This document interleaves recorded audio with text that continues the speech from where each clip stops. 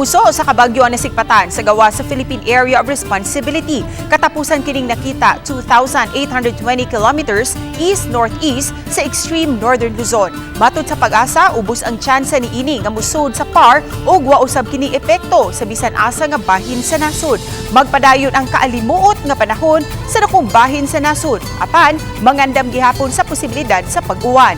Sa Luzon gihapon nakaapekto karon ang hanging habagat, samtang adunay localized thunderstorms sa ubang dapit sa nasod.